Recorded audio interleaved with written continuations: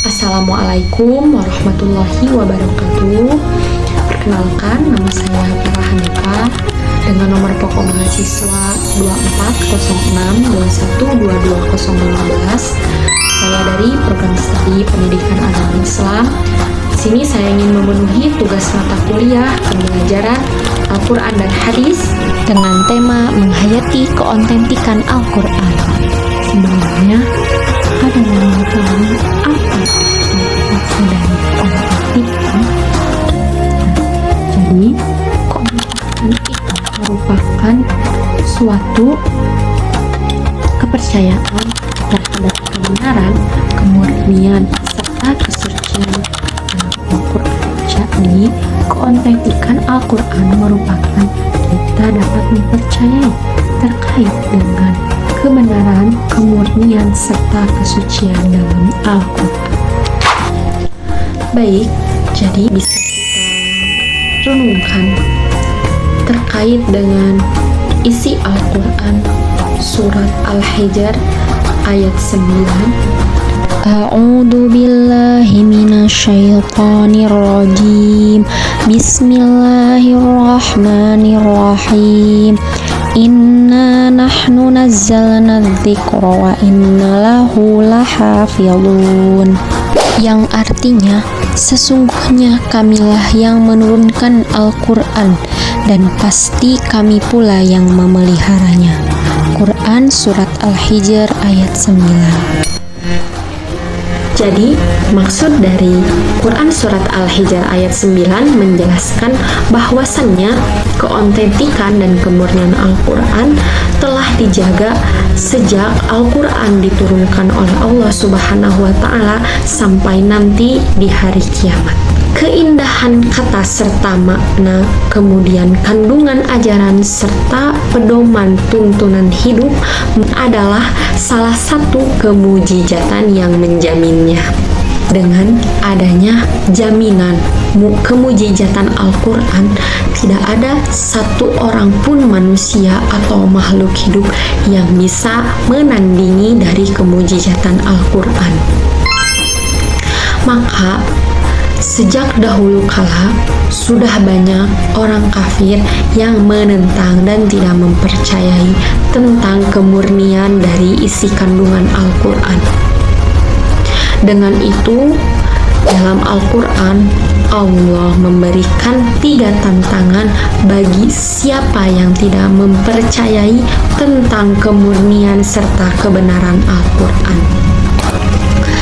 Pertama, dijelaskan dalam Quran Surat At-Tur ayat 33 sampai 34 yang berbunyi, A'udzu billahi minasyaitonir rajim. Bismillahirrahmanirrahim. Am yaquluna taqawwalah bal la yu'minun. Falyatu bihaditsin mislihi in kanu shadiqin.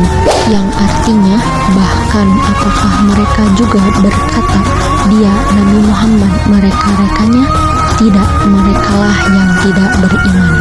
Cobalah mereka membuat yang semisal dengannya Al-Quran jika mereka orang-orang yang benar. Quran Surat At-Tur ayat 33 sampai 34.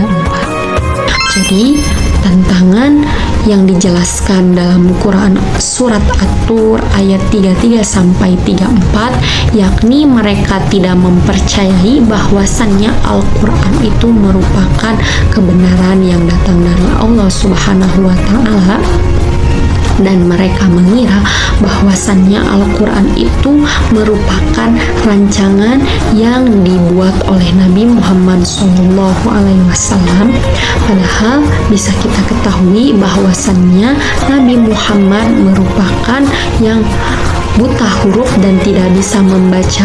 Jadi dengan itu Allah menurunkan satu surat yang menjelaskan barang siapa yang menentang dan tidak mempercayai tentang kebenaran Al-Quran, maka buatlah satu perumpamaan atau satu yang semisal dan yang setara dengan Al-Quran.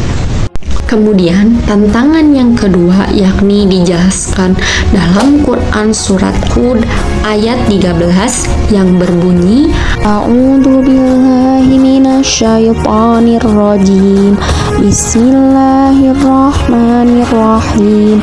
Am yaquluna iftarah qul fa'tu bi asyri suwarim mithlihi muftariyatin wad'u man istata'tum min dunillah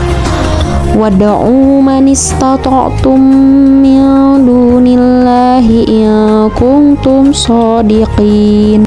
Yang artinya, bahkan apakah mereka mengatakan dia Nabi Muhammad telah membuat-buat Al-Quran itu? Katakanlah, kalau demikian datangkanlah 10 surah semisal dengannya, yakni Al-Quran yang dibuat-buat, dan ajaklah siapa saja yang kamu sanggup mengundangnya selain Allah jika kamu termasuk orang-orang yang benar. Quran Surat Hud ayat 13.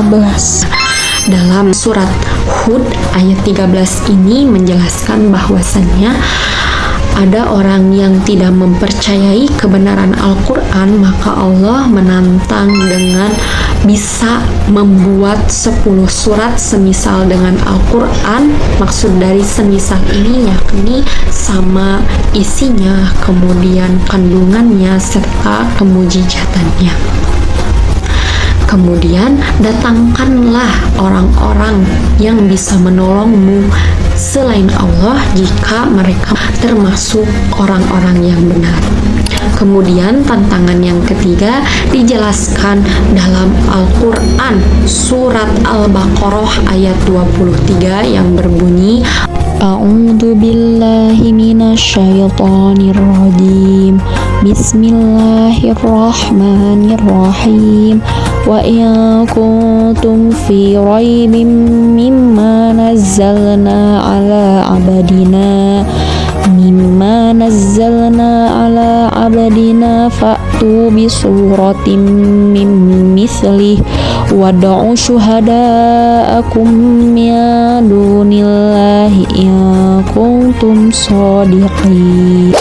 Yang artinya, jika kamu tetap dalam keraguan tentang apa Al-Quran yang kami turunkan kepada hamba-hamba kami, Nabi Muhammad, buatlah satu surat yang semisal dengannya dan ajaklah penolong-penolongmu selain Allah jika kamu orang-orang yang benar.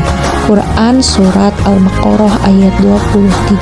Nah, jadi tantangan dalam surat Al-Baqarah ayat 23 ini menjelaskan bahwasannya Allah menantang kepada orang-orang yang tidak mempercayai kebenaran kandungan Al-Quran dengan membuat satu surat yang semisal dengan Al-Quran.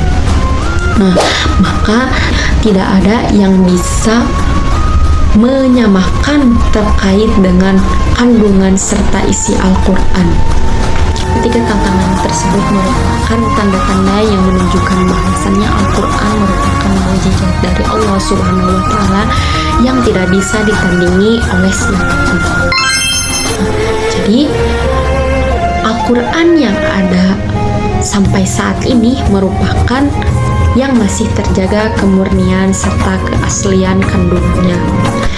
Maka jika terdapat kesalahan-kesalahan yang ada di dalam isi kandungan Al-Quran sejak pertama Al-Quran diturunkan dan sejak pertama Al-Quran dibukukan, sudah banyak para penghafal Al-Quran, dan jika terdapat cetakan Al-Quran yang terdapat kesalahan, maka bisa ditemukan oleh para penghafal Al-Quran.